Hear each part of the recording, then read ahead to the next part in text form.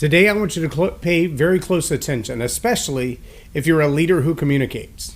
And if you're a leader of any level, at any quality, you do communicate. The question is, how well do you communicate?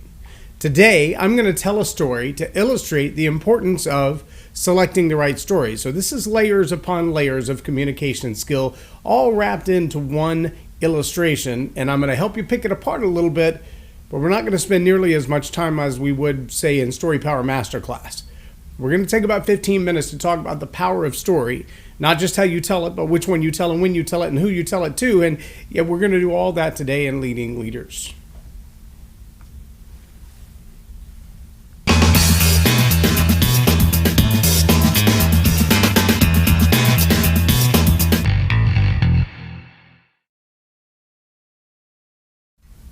I'm J Loren Norris with Leading Leaders Podcast. I was probably 14 or 15 years old, and my friend Ronnie Akins and I, Ronnie makes cakes now, by the way, for a living.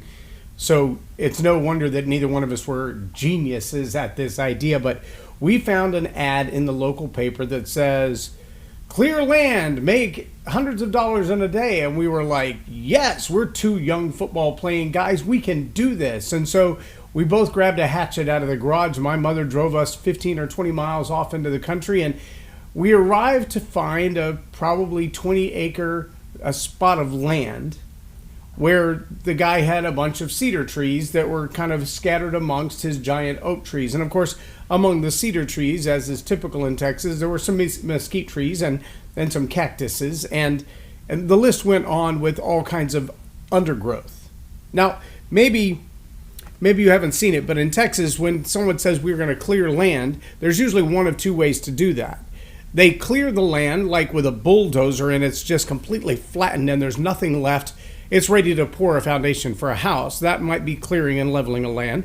But most, especially agricultural areas where they want to grow, I don't know, a spot for their horses or a spot for their deer or a spot for their cattle, they don't want all the trees gone. They want the big, long-lasting shade trees that bear some fruit, maybe peach trees or fig trees or pecan trees. They want those left intact, and they want them nice and healthy. And healthy sometimes means going around the base of that tree and getting rid of all the briars and all the scrub brush and all the sumac trees and all the cedar trees and mesquite trees and little limbs of things that have fallen on the ground.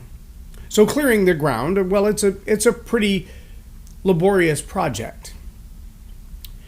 When my friend and I showed up, the old man met us at the driveway. We crawled out of the car, and as my mom started to drive away, he kind of waved her down for a minute and said, Are you sure these boys understand what the job is?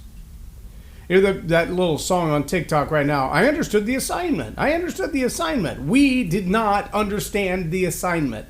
And it was obvious to the old man who was about to hire us because we showed up with tools that demonstrated the fact that we showed up with those tools, that we didn't have a clue what the assignment was. We showed up with tools that were inadequate to do the job that he had described in the ad that he placed in the paper. The job was to clear the land.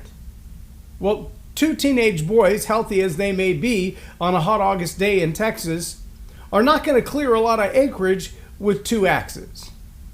Well, he offered us the use of his chainsaw. He asked if either one of us knew how to drive a Bobcat front-end loader because he had one of those sitting there. And neither one of us did, and neither one of us could, and I wasn't at 15 years old secure in the idea of using a chainsaw. So the end result was we spent about 2.5 hours between the two of us. We took down 2 or 3 cedar trees. We realized by the time we took them down that they were too big, too heavy for us even together to move. We tried tying ropes around them and dragging them, and we could only get so far. And it wasn't long before we called my mom and said, this is a bust. We can't do the work that we thought we could do, and he doesn't want us here. Now, it appears to me that often I see leaders who want to communicate, whether it's from the platform or it's in the form of a book, where it's in front of an audience of 5 or 6 in a committee meeting, or 20 or 30 in a board meeting, or 400 or 500 in a staff meeting. And their desire to communicate, their passion to communicate is obvious. Their need to communicate as leaders, to influence the people on their team because that's what leaders do, well, that also is obvious. The want to get their point across, well, it's there. But see, often leaders will show up, whether it's to a Toastmasters meeting or a board meeting, a committee meeting or a sales meeting, they'll show up with the wrong story in hand. And that wrong story is as ineffective in delivering the point, moving the people, persuading their decisions, influencing the crowd, as is my axe that I showed up to clear land with as a teenager. See, the story itself is a tool. It's a tool that explains things. It's a tool that draws people emotionally to a point of view that you want them to hold. It's a tool that convinces them that what you believe is something they should believe. The story is also a tool that reveals to others a lot about you as the leader. And just like my story revealed when we got out of the car with 2 handheld axes to the old man that these boys don't understand the assignment. And they're not going to be able to accomplish it. And just getting out of the car with those tools in hand told him, I got the wrong guy for the job. Now, you may not want to admit this, but I'm going to tell you that it's true. There are stories that you use right now. Stories you use in front of a board meeting, in front of a committee meeting, in front of your employees, in front of a potential client or business partner. And when you tell the story, the choice of that story is as blatantly obvious an indication of your incompetence as was my climbing out of the car with a 2-foot handheld axe. It ain't going to cut it. There's a lot more work to be done here than you are ready for. And the fact that you showed up with that tool to this battle tells me you don't understand the nature of this battle. And maybe you've studied things like negotiation. And it's easy to tell when someone is outwitted, when they don't have the depth of knowledge or the depth of experience or the depth of argument even to say, I can win this battle, I can win this conversation. They don't know when to shut up. They don't know what points need to be made and what points need to be ignored and which ones are relevant and which ones are not. There's an old phrase that says, that's not a hill I'm willing to die on. Well, if you're a leader, if you're a communicator, you should know before the conversation starts what hill you're willing to die on. You should know what is the point of no return for me. At which point do I walk away and go, I'm done. I'm out. I don't trust you. I'm not going forward with this conversation anymore. And the stories that you choose when you communicate, those are as indicative of your readiness to communicate, your willingness to negotiate, and your ability to stand your ground as anything else. I've seen many people start a speech with, well, let me just tell you this little story. And then they finish their story, and they almost always finish their story and then say, I'm not exactly sure why I told you that story. It's not really relevant to what I have to say today. I just thought you'd find it interesting or humorous like I do. Okay, there's no value for that story. And if you're in a high-level negotiation or you're trying to impress someone with your prowess or your skill, either as a communicator or as a decision-making leader, you've already demonstrated that you failed at both. Now, here's the sad thing. There are people from preachers to politicians who don't realize that using an illustration someone else has already told damages their credibility. There are people from ministers to mothers who don't realize that when a story doesn't connect because the details of the story, the emotion of the story, the experience of the story don't resonate with the person you're sharing it with, you're losing ground. You're not only wasting time, but you're testing, in a bad way, you're testing their tolerance to put up with you, to listen for another 2 minutes, 5 minutes, 2 hours, 2 days. If you're leading a lecture and you launch that lecture with something that irritates the crowd, frustrates the crowd, unless it is your intention to push them out of state and into a place where their curiosity and physical, emotional frustration causes them to lean in and wonder, where are you going next with this? Unless you've done that successfully and intentionally, the odds are those stories that they don't resonate, they don't make a great point, they don't draw the crowd closer to you, they don't give an illustration that people go, Get it. Yeah. Take some time to unpack that for me. Explain a little deeper how I can apply that to my life. If the story doesn't do that, then it's just a barrier that you've created because you ineffectively used a tool that's designed not to create barriers. Choosing the wrong story at the wrong time or telling it poorly. Those are all detrimental uses of story.